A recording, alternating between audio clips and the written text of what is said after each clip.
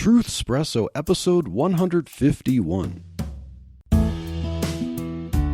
Hi, this is Daniel Minnick, the host of the Truthspresso podcast here on the Christian podcast community hosted by Striving for Eternity. Christmas is just around the corner, and you still haven't figured out what to get that family member who has everything. Why not try my new book, When the Watchtower Knocks, discussing an encounter with Jehovah's Witnesses? No, it's not some boring textbook. It's about an actual conversation with those dudes at the door. Learn what they believe by what they actually said. My brother John and I walk you through the dialogue and give comments along the way. The Trinity? Armageddon? Michael the Archangel? The torture stake? It's all in there. When the Watchtower Knocks is available in paperback for $8.95 and Kindle for $2.99. You might want to put it on your wish list too.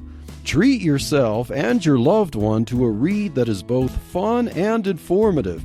Get When the Watchtower Knocks by going to truthspresso.com/JW. That's truthspresso.com/JW and finish that Christmas shopping list today.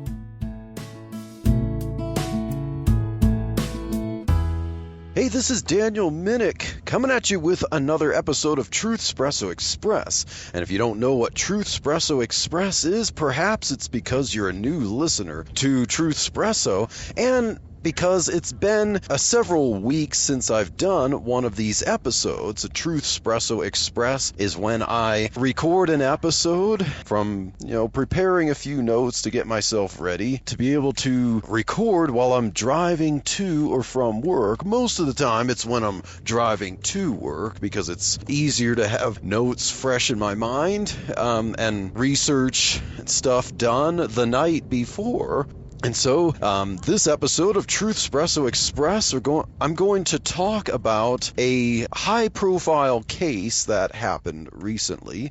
And this is the case of one Jussie Smollett. Now, I'm sure you've heard of this, but perhaps you haven't followed the entire saga from the beginning or paid very close attention to it. You perhaps know that a few weeks ago, the verdict was reached in his trial, finding him guilty of 5 of 6 charges of federal disorderly conduct.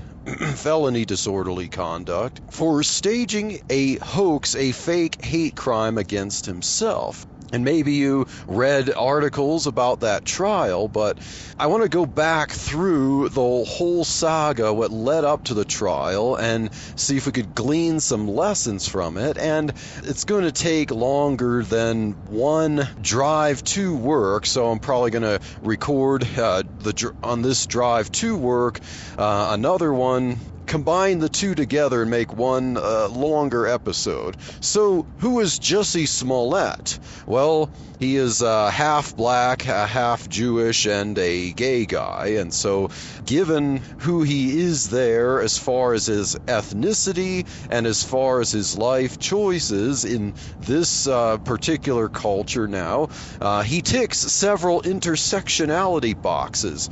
And so, it appears, based on the verdict in the trial, that this Jussie wanted to take advantage of that. And this culture today very much values victimhood, and now it is important that justice be done when justice must be served, and that there are to be recognized people who are victims of crimes and that they should be protected.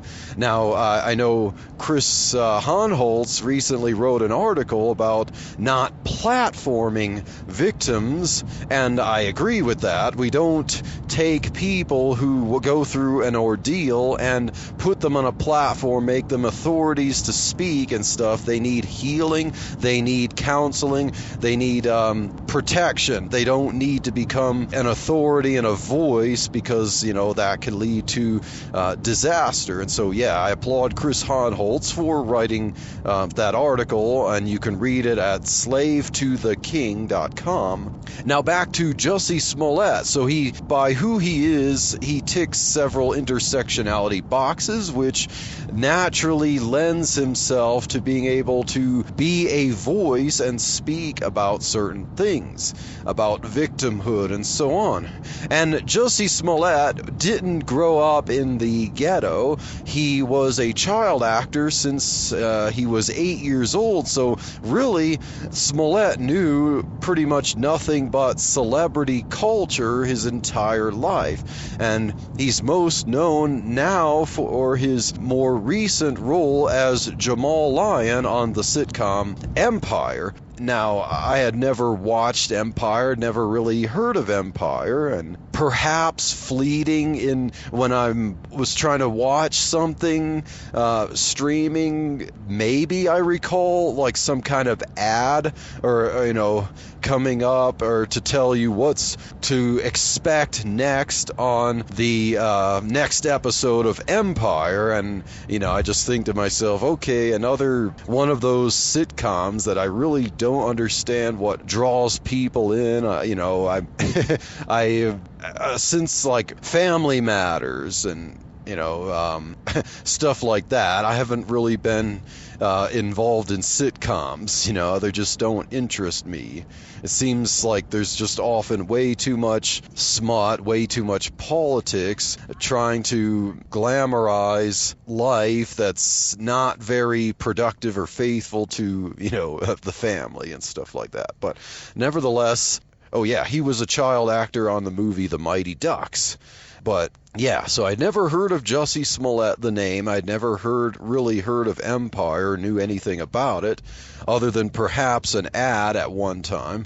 But on January 22nd, 2019, the ordeal, the saga starts, where he received a letter in the Chicago office, the Chicago studio, where he would do some filming, and this letter had this kind of a childish-like drawing of a stick figure hanging from a tree and having a gun pointed at his head, and it had some letters cut out like from a magazine put together to spell a message, and it basically had a threatening message against him, kind of calling him names, trying to say that his life was in danger, and the return address had in all caps MAGA, so all you people who voted for Trump, you are all likely someone who could have sent this letter threatening him because of who he is, you're all like this, okay? That's what the letter seemed like. Somehow someone wanted to make known that he was a big supporter of Trump, and that he was also of such a caliber of racist that he would threaten him because of that he's black and gay. So then a few days later, about a week later, January 29th, I believe it was, so Jussie then reported an incident to Chicago police that he was the victim of a hate crime. So basically, most likely the ones who sent this hate crime, this hate-filled letter to him, threatening him, made good on their threat. And so this incident happened during really the coldest day of the year, during a polar vortex at 2 a.m. this early Chicago morning on January 29th. And Jussie Smollett said that he was hungry and he went to the store to get some eggs, but the store was closed, and so he went to a Subway, because Subway's open 24 hours a day, and he went to get a tuna sandwich.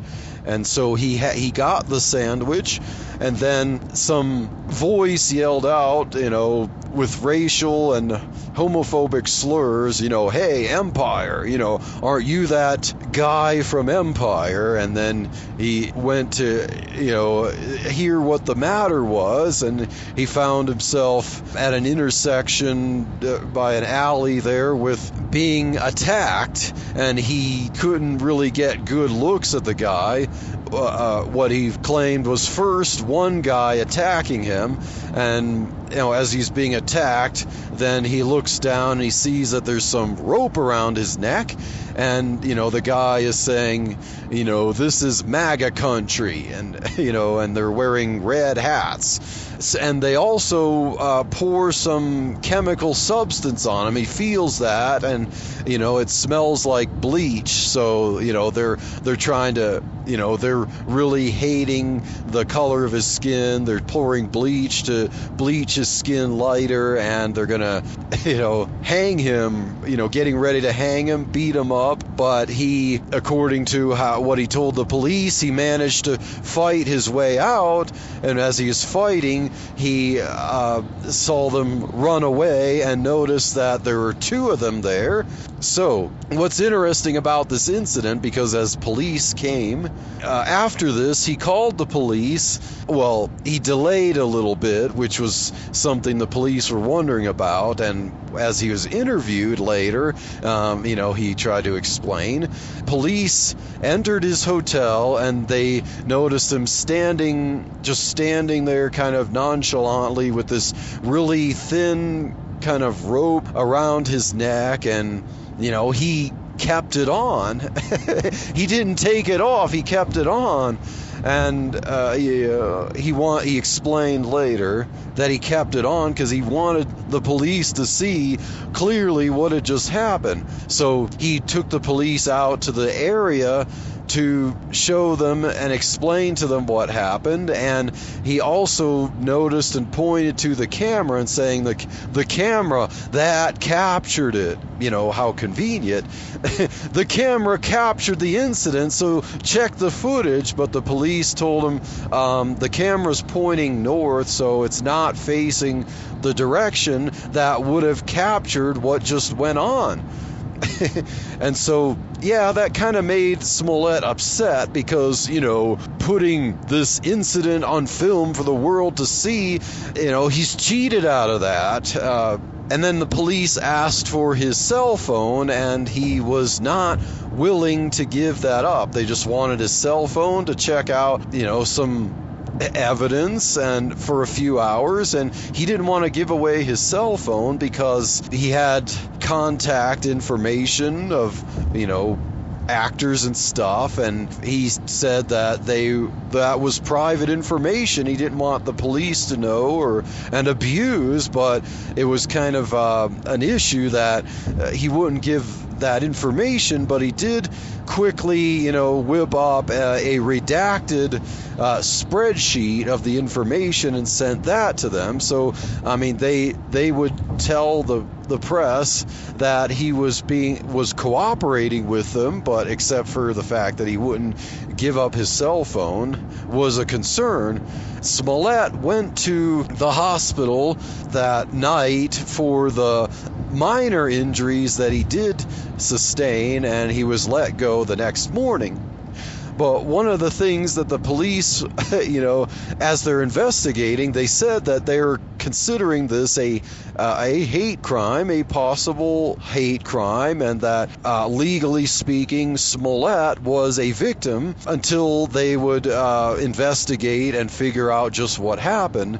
But, one of the things that was kind of concerning to them was that they noticed as he gave his story, in the apartment, he said that he went to get a sub sandwich. That's when he was attacked, but he had the sub sandwich with him at his apartment, and the sub sandwich didn't get beat up like he did, or at least minorly. The sub sandwich was fully intact. And so, when they're the victim of a hate crime by two large, aggressive people would hold on to their sandwich. And not only would they hold on to it, but, even if holding on to it, wouldn't that make you like squeeze it as you're trying to fight? Like, let's say he didn't drop it reflexively as you'd think most people would do. They would just reflexively drop the sandwich, but he held on to it and he didn't squeeze it. It didn't get damaged. And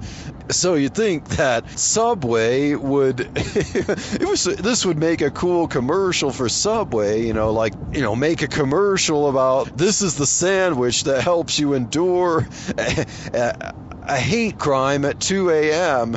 Or perhaps Subway would start selling a sandwich, called the Jussie or the Smollett, and that it would be made, extra tough with like extra hard bread so it would survive an attack, or, maybe be wrapped in iron or something, you could really make a cool commercial about this. But nevertheless, the police did their job. They treated him, and they said they treated him rightfully as a victim until they figured out just what happened. And, as this was going on, the media and the political figures, after Jussie reported the incident, they were quick to treat him just as he claimed and act like this was a problem that was very endemic in America. Like, this type of racism is just normal and we gotta fight it. Like, it's everywhere. Before then, Senator and presidential candidate Kamala Harris tweeted that it was a modern day lynching and that we had to keep fighting this. Cory Booker, also a presidential candidate and also a Democratic senator and contender, called it a lynching, and he was trying to persuade the rest of Congress because of this, to push to pass his anti-lynching bill. And of course the bill wanted to include things that are said or just any kind of threat or anything that would be considered hate speech or whatever, that could fall under a legal definition of lynching. And so this was going to be some very sweeping legislation pushed and inspired by the Jussie Smollett incident. President Trump himself, even when he heard about it, before he knew really everything that went on, he said something to the effect of, it's horrible and it doesn't get worse than this.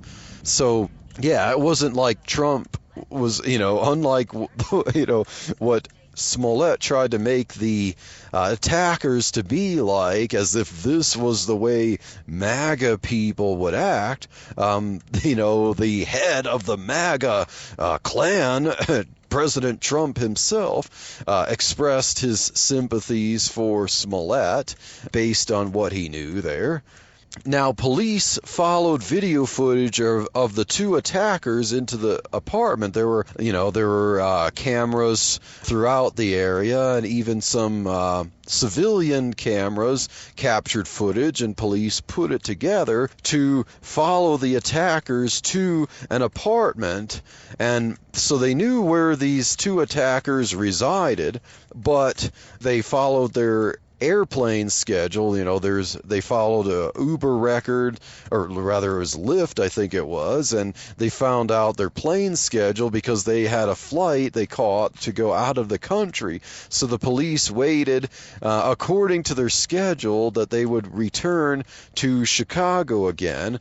And on February 13th, after these two attackers returned to Chicago and at their apartment, police arrested them, and they found bleach there, and they found other gear there. So police arrested the two attackers on the 13th. And so as this was going on February 14th, which is Valentine's Day, Smollett was interviewed on Good Morning America with Robin Roberts. And, Smollett got to this was billed as Smollett breaks his silence, and it was an impassioned interview as Robin Roberts asked him questions about what went on, and Smollett gave details about how they called him different things that they had to bleep out there, and he managed to fight them off, and he was a fighter, and he wanted to encourage young people like him to fight, not be violent, but to fight for the cause. And when he was asked about how is this going to affect him, then he paused for, had some silence. He broke into tears, and he explained that, this thing will change, this incident would change him forever. He would, I listened to this yesterday as of this recording, so, he said something to the fact that he will never be the person that this didn't happen to. He also said that, he hopes the truth will come out, but he said that, he talked to a female friend who told him, sweetheart, they're never going to catch them. And and he said, that really hurt him because, he wants justice to prevail. And, he seemed like he banked on the idea that these two attackers will be out at large there forever, never being caught. But you'd think that, maybe they would be wanting to do more of this type of thing if they're that hateful, and that, police would be more competent than that to be able to catch them, as they caught the two suspects the previous day. But that brings me to an end of this part of the episode, because I just parked at work, and there's a lot more to this, so I will continue on after the break. Would you help with a donation to Striving for Eternity? Let me let you know what your donation helps with. We travel overseas to places like Canada, to the Philippines, elsewhere, to go and preach the good news of Jesus Christ, to teach people where they don't have as much opportunity as we have here in America. We go all over the country to be able to preach and teach, to teach people how to interpret God's Word. So when they open God's Word and handle it for themselves, they know how to accurately handle God's Word. That's the heart we have. We want to be about discipling God's children.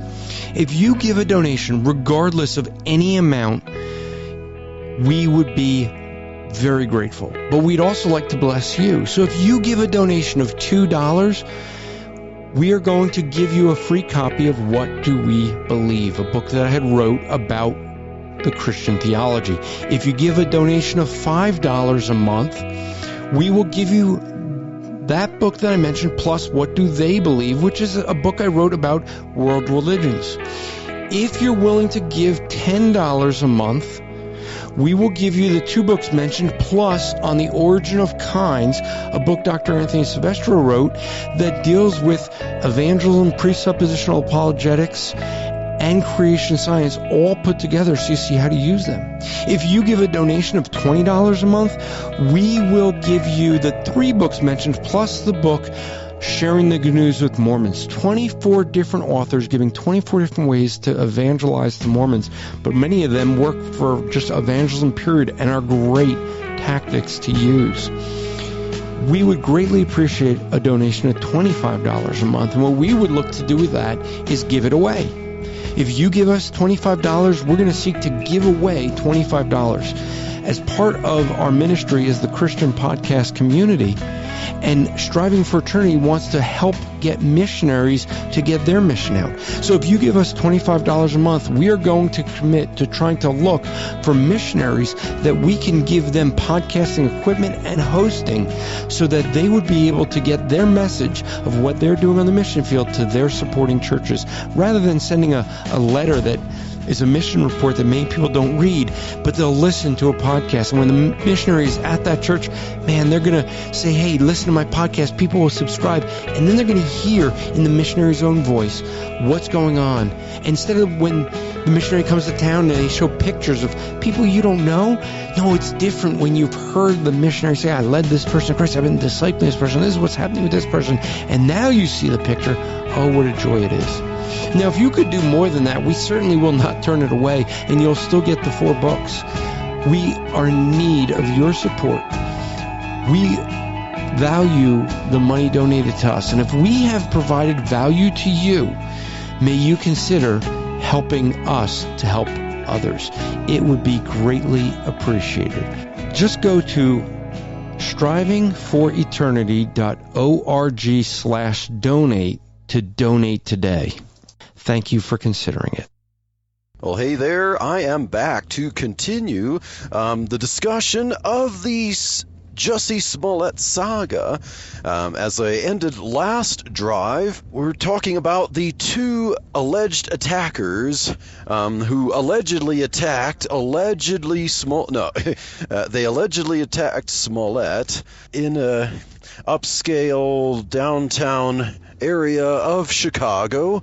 Allegedly, they poured bleach on him. They put this kind of makeshift rope around his neck, and they said racial and homophobic slurs at him, and he managed to fight his way out of the attack and get away, and discovered that there were actually 2 large attackers there. And we mentioned the interview that he did on Good Morning America with Robin Roberts and the questions he was asked, and how he, broke down in tears at seemingly, the right time when he's questioned about how he's going to cope with this. And at the time, the police had detained the 2 suspects.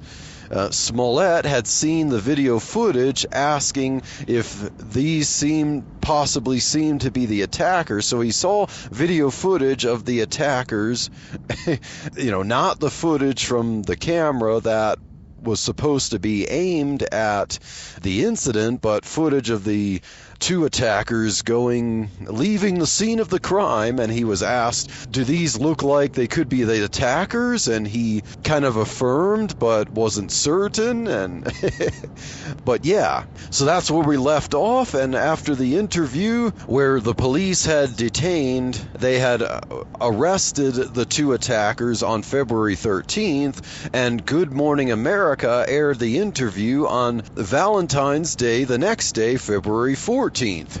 Now, let's get to who the attackers were, because this is where the story gets interesting. And because if I'm expressing any doubts about whether the attack was real or whether it was staged, we get into what the police discovered that fateful morning. And as they researched and investigated, things did not seem to fit how Smollett had explained and described the incident.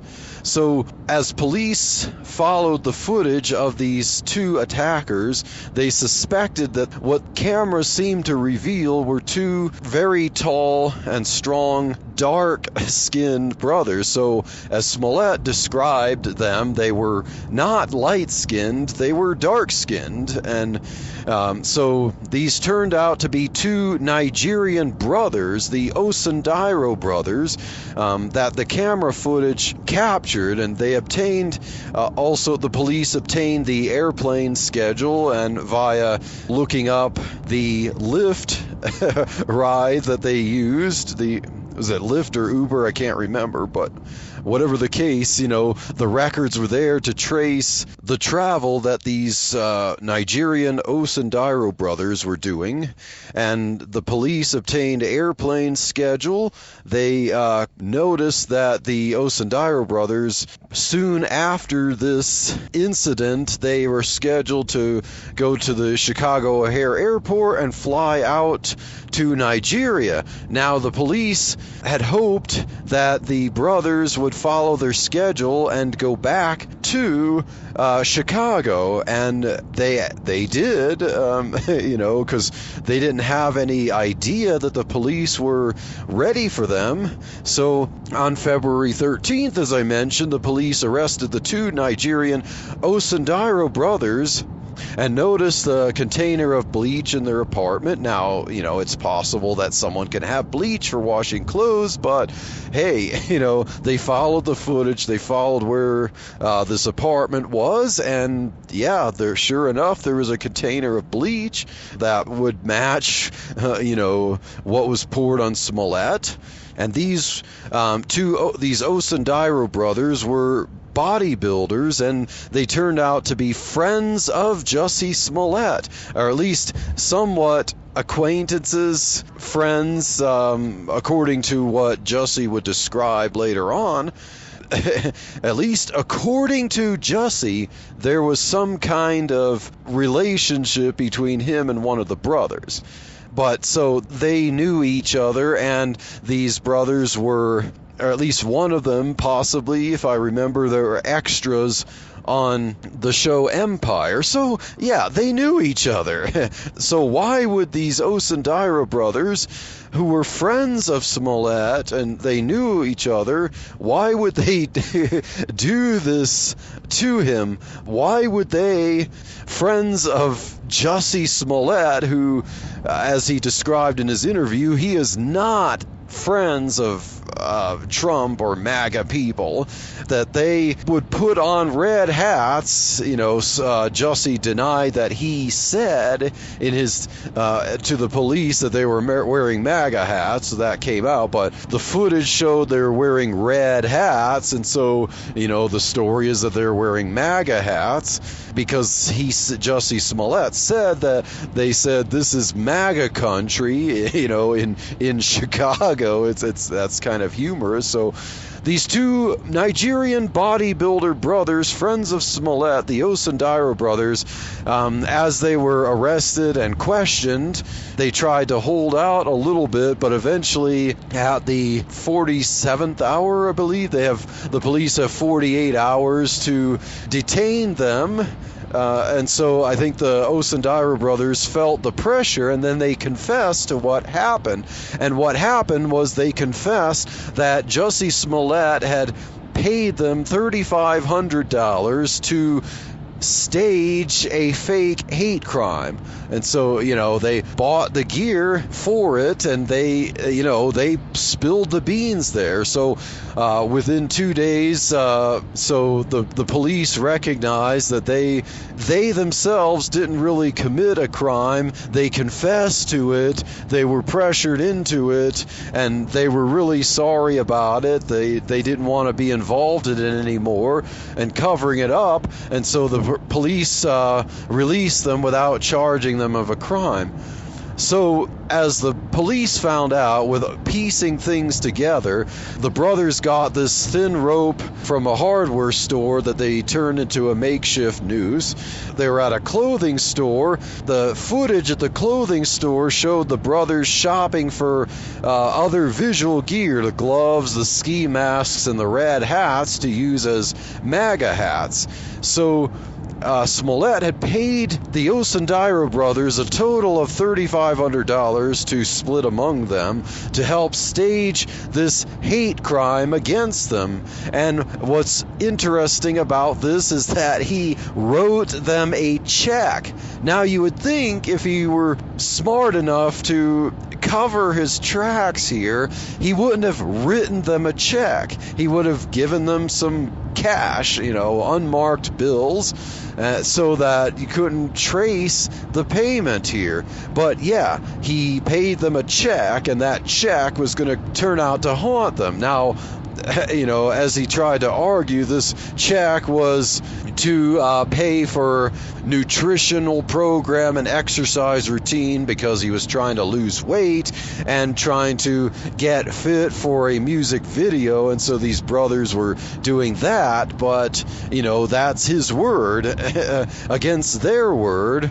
And so the brothers admitted to this, and the surveillance showed that they scouted, with Smollett. They're in the car there. They scouted out the area. They circled it several times where they would stage this incident. So, yeah, that was another piece of evidence showing that this wasn't some actual hate crime, because what are the odds that Smollett, according to his testimony, that he at 2 a.m.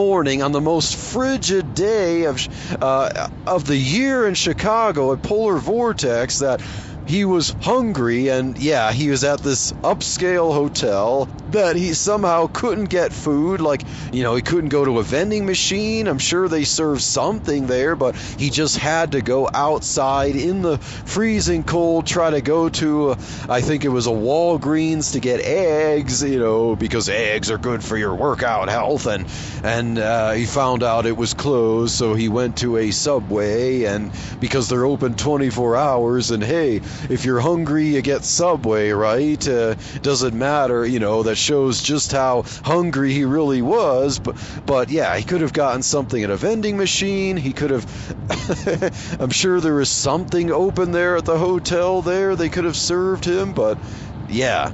And then these two brothers just happened to be waiting out there in the cold for someone to jump, and it just so they were following Jussie Smollett somehow around and waiting to jump him. These two Nigerian brothers who were friends of his, who were, darker skinned than he was. Remember, he's half black, half Jewish, and so he's lighter than they are. They're definitely darker skinned. And so, yeah, the police pretty soon presented. They held a press conference. They presented the evidence that they had. The superintendent there, Eddie Johnson, expressed that he was upset that an African American would use the symbol of a noose for his own advantage to press victimhood, because he didn't like his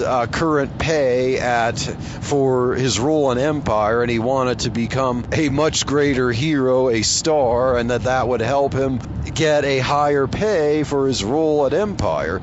But yet, with all this, the police weren't really out for blood. They basically wanted Smollett to apologize for the hoax when asked what would justice look like if this is all true. And they basically said they want an apology from him, and they would like him to pay for the time and effort that they spent searching things out. So yeah, they definitely were not out for blood. They just wanted, him to apologize and pay them for the service that they did. So the police didn't have, a grudge against him, as if Superintendent Eddie Johnson himself was a black guy. And so, yeah, he wasn't, racist or homophobic here. He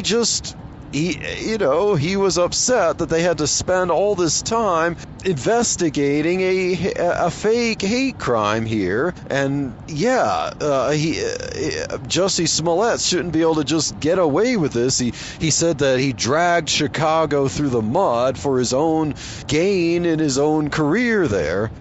But, so the media would interview Eddie Johnson there, and, they would ask the police, why are the police trying to make the case in the court of public opinion? Why are they trying to explain what happened before a trial? And he did say, Jussie will get his time in court.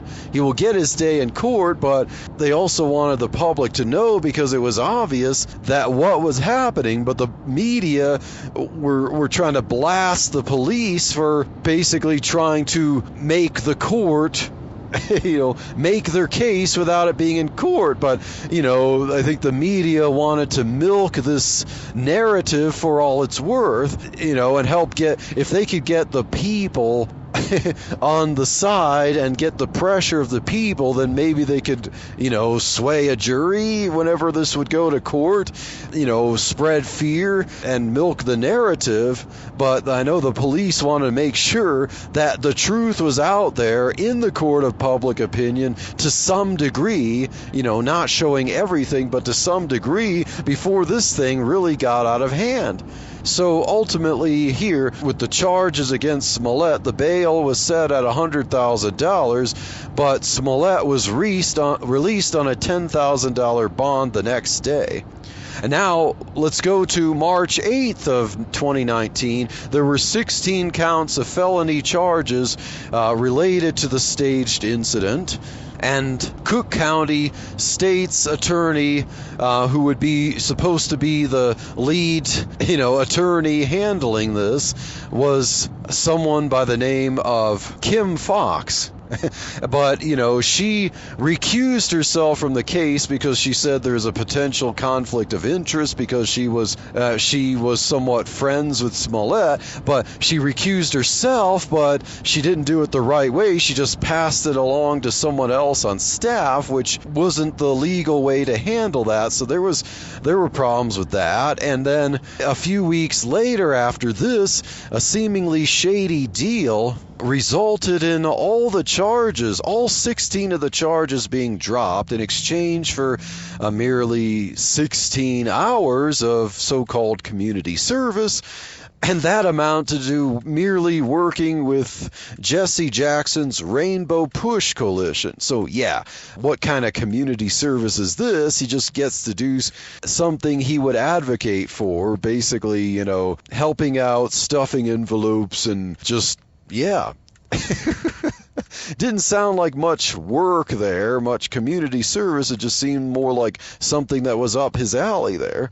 So just more political advocacy. Yeah, that's punishment for filing a false police report. And it seemed that there were interests there to allow Smollett to get away with what he had done without in any way scrutinizing the fact that what he had did was file a false police report, and to determine legally whether what he did, he was innocent of it or guilty of it. And yeah, there was a lot of people who were upset about this. Wait, this is not how we normally do things.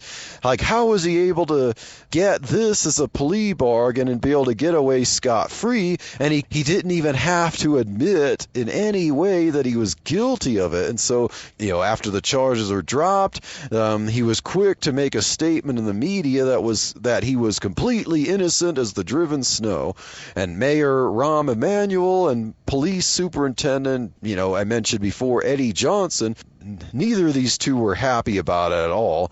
Rahm Emanuel said that it was, I believe he said it was like a whitewash of justice. And yeah, so then the FBI eventually began to investigate, why the charges were dropped. And they were investigating the letter that Smollett had sent earlier, or the letter that came, and whether Smollett had sent that to himself, which was, of course, highly likely. The police then, after this whitewash of justice, they were mentioning that they were considering sending a bill to Jussie Smollett for the, just send a bill that he had to pay. Like, if they can't get something, they want to send the bill, and if he paid that bill, that would somewhat maybe be a de facto apology, but the bill, if I remember, it was over $100,000, probably like $130-something thousand. Yeah, but Smollett had no intention of doing anything at all that would in any way indicate that he was guilty of anything at all, which would, of course, leave plenty of questions unanswered, and he was happy with that, and he seemed to be happy with his alleged attackers, never getting caught, never getting away with whatever. He didn't seem just like he was interviewed. He wanted the truth to come out, but all he seemed to care about was that he was not in any way declared guilty, and he didn't seem to want a real case of this to go forward. Well, that brings us to the end of this because I'm parking at work here. And so that means I'm going to have another part of this driving. I'll try to get it driving from work today. I wasn't able to get this part yesterday driving from work. I just wasn't quite ready for it. But stay tuned for the next part after this break. My name is Andy Olson, and I want to tell you about Echo Zoe Radio. Echo Zoe Radio is a podcast outreach of Echo Zoe Ministries. Every month I find a knowledgeable guest to talk about an important and interesting topic that affects the church today.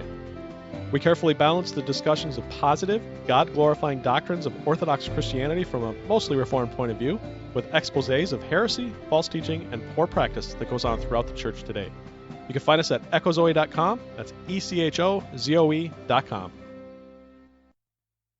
Well, hey there, this is Daniel Minnick, and welcome back to this exciting, if you will, or extra special edition of Truthspresso Express, where this is the third part of covering the Jussie Smollett saga, and this is the third drive comprising the third part. I'm actually driving back home on my way from work on a Friday and going to enjoy a nice Christmas break with the family. Now, where we last left off in the saga, the police were upset, lots of people were upset. We're into the year 2020. Smollett is free of all charges, but the FBI is investigating why the charges were mysteriously dropped in an unusual fashion, and Smollett didn't even have to deal with having a verdict of whether he's guilty or innocent. And so the rest of the year was basically legal investigation into this case. And we get toward the end of 2020, and after a warrant at the end of the year to get Google information from Smollett, 6 new felony charges surfaced in February of 2021. So, although the original 16 felony charges were dropped, 6 renewed charges were raised again, and in October of 2021, Smollett's attorney tried to dismiss the case, but the judge rejected it. And it's kind of interesting that the defense would do this, because doesn't the defense want justice served? Doesn't, Smollett want to make sure, if he claims that he's innocent and they're violent attackers, doesn't he want somehow to prove himself and to have the attackers actually, that there would be resolution into this case here? But, Smollett seems to be happy to have attackers walk free just so he can cry about it in the media. But now we get to the trial. So the trial actually began November 29th with jury selection, and the trial lasted until December 8th. And the jury deliberated that day and reached a verdict the next day. Now, so what happened in this trial? Because, this was a very strange case, and with the police information and everything that was revealed up until the point in the court of public opinion, you would think that no one would really want to touch this case with a 10-foot pole that is on the defense side, but Smollett had some friends in high places that were attorneys who were willing to take this case, and it seems, as we look at some of the details of this case, that Smollett seemed to pick attorneys who thought a lot like he did. Like, basically, they could win this case by winning it in the court of public opinion and appealing to political things rather than the facts of the case and the evidence presented. So, indeed, the trial itself was just as bizarre, if not even more bizarre in some points, than the incident itself, that the whole incident of the case, the fake hate crime. So, during the trial, police testified and showed a lot of evidence that they presented nearly 3 years earlier, and I'm sure they presented more evidence. This trial wasn't televised, so we didn't get to see it, and so some things that the police probably had to have redacted were also presented at the case. That's my estimation, that they were able to present some things that they couldn't present publicly. So they did present some of the stuff they presented nearly 3 years earlier, video footage, the magical Subway sandwich that Smollett obsessively protected. And another interesting piece of evidence mentioned before is the check that Smollett personally signed and gave to the Osundairo brothers. So, yeah, the defense had to argue that the check was, as Smollett claimed, for something other than staging the attack. But, of course, there is much more evidence that it was for the attack, because they had the evidence of conversations between Smollett and the Osundairo brothers. You had the video footage and the admission that corresponded with it, that they circled the area. And, Smollett tried to claim that circling that area had nothing to do with planning out a staged attack with the Osundairo brothers. But, yeah, it seemed like gaslighting for him to say that.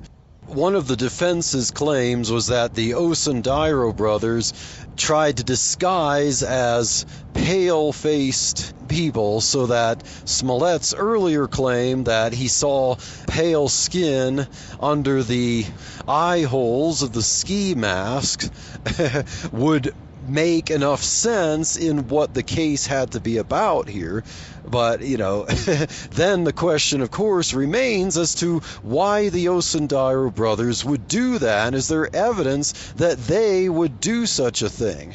And so some ways it seemed that the Osundairo brothers were just as much on trial as Smollett was, because the defense attorneys would try to claim that the Osundairo brothers were criminal masterminds. So the defense's case seemed to be that the Osundairo brothers were very hungry for money, and they knew that Smollett had the bucks, and so they wanted to get Smollett to hire them as bodyguards, and Smollett refused to do that. And so in anger over Smollett's refusal, they planned this fake hate crime of which Smollett was not a willing participant, and so they actually did attack him. What they did was they disguised as virulently racist, MAGA-supporting white dudes and pretended to lynch him in the intersection there, to scare Smollett then to realizing that he needs protection. And so that then either they were doing that to get even with him for not hiring them, or they're trying to scare him into later taking them up on their offer and saying, okay, guys, I just got lynched, or an attempted lynching, and so I need you big friends here to be my bodyguards, and I'm going to pay you guys through the nose for that service because I really need it. So yeah, that was basically the defense's position, as untenable, as cartoonish as it was, without any evidence. It was just basically an argument of, well, this could work with what has been presented, but there's no evidence, there's no positive evidence of it. It's just a plausible theory. While as the evidence overwhelmingly suggested that Smollett paid them to stage this attack with the surveillance, the check, the sub that survived. The defense's position didn't in any way explain why the sub sandwich survived the slings and arrows of a lynching. I do have to give the defense props for taking the case and conjuring such an explanation, even if it is a pathological lie. I mean, you think that there would be some kind of legal penalty for lawyers being able to just lie through their teeth. But I guess it's just a game to see who juries could believe the most, and lawyers are exempt from being able to lie in court. So the most bizarre incident in this case happened when one of Smollett's attorneys, a black woman by the name of Walker, was cross-examining one of the Osundairo brothers. I believe it was Olabinjo Osundairo, and she asked him about some comment that was on record of him saying about someone whom he suspected for being gay. It was some kind of insensitive remark about that person, and she was trying to make a federal case out of it, literally.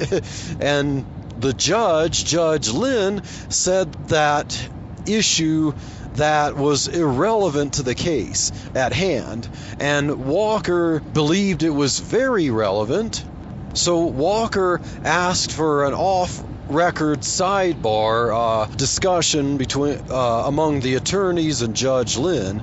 So they took a kind of a break from the cross-examination of Osundairo, and they had their sidebar discussion.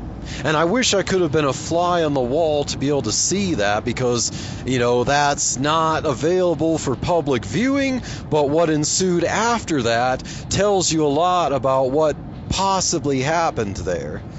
And so when they returned from this little sidebar discussion among the attorneys and the judge, defense attorney Walker called for a mistrial.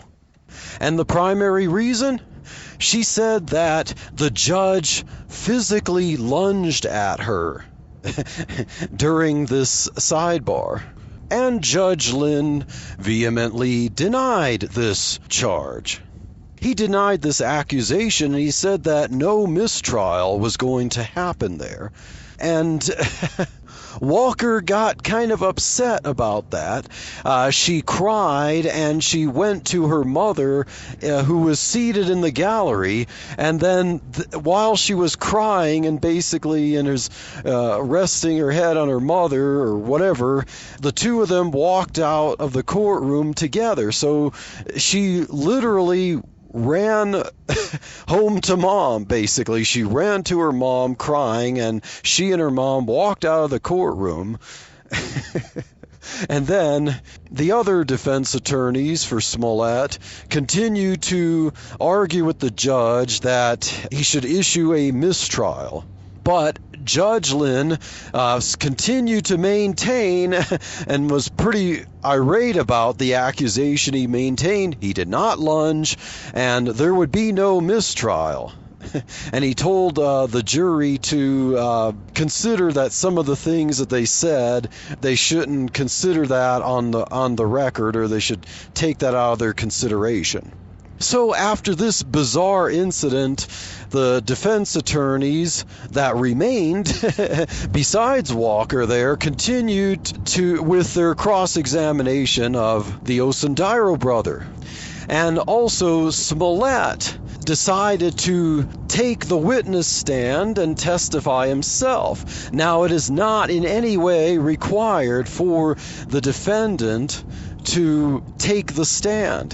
The defendant can choose to do that. Often the defense attorney will advise the defendant not to do that because the defendant can incriminate himself or herself, but Smollett wanted to do this anyway. Now, a recent trial, if you paid attention to the Kyle Rittenhouse trial, he took the stand, and it seemed to be to his advantage. But Smollett probably had another reason for doing this, because this was another performance. He's an actor, and he wanted to get some stuff off of his chest that he knew none of the attorneys would say with their legalese. And I'm sure Smollett wanted to dazzle the jury with his commitment to the idea that he would maintain his innocence.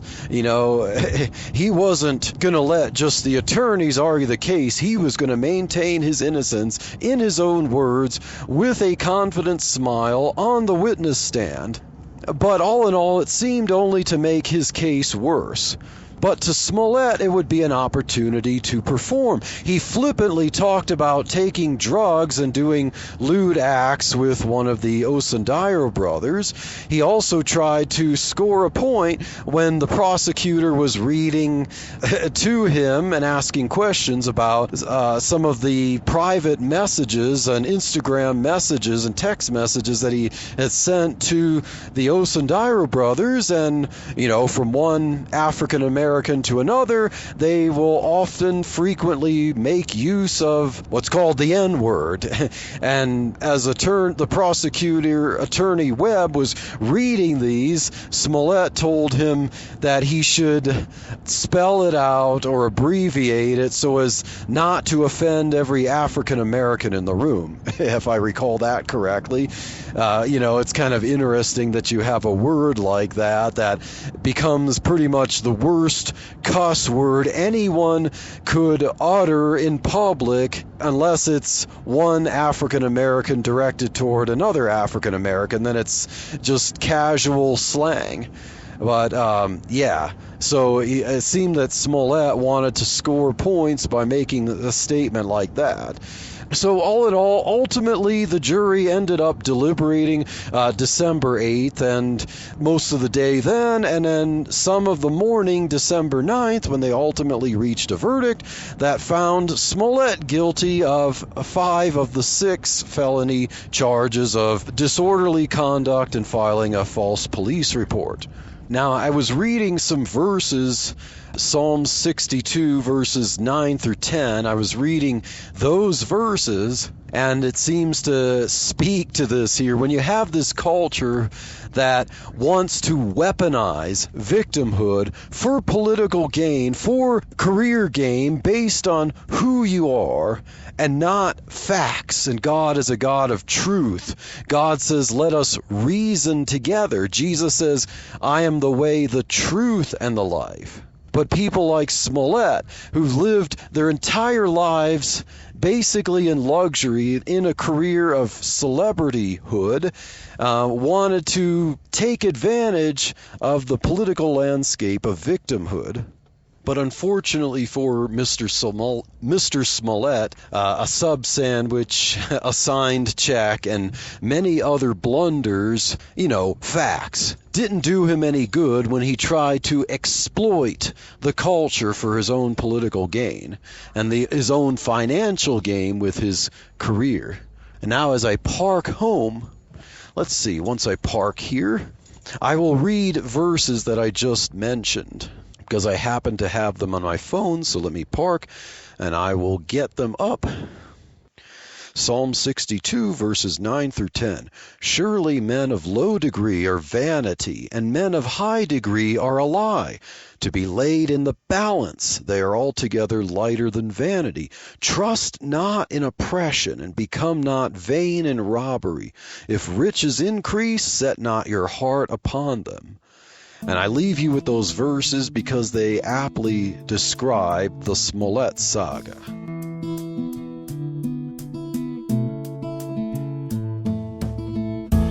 Thank you for waking up with Truthspresso. Good morning, and God bless your day. Hey friends, Daniel Minnick here again. If you liked waking up to this episode of Truthspresso, I would really appreciate it if you would rate it on Apple Podcasts, Stitcher, or whatever application you use to listen to Truthspresso.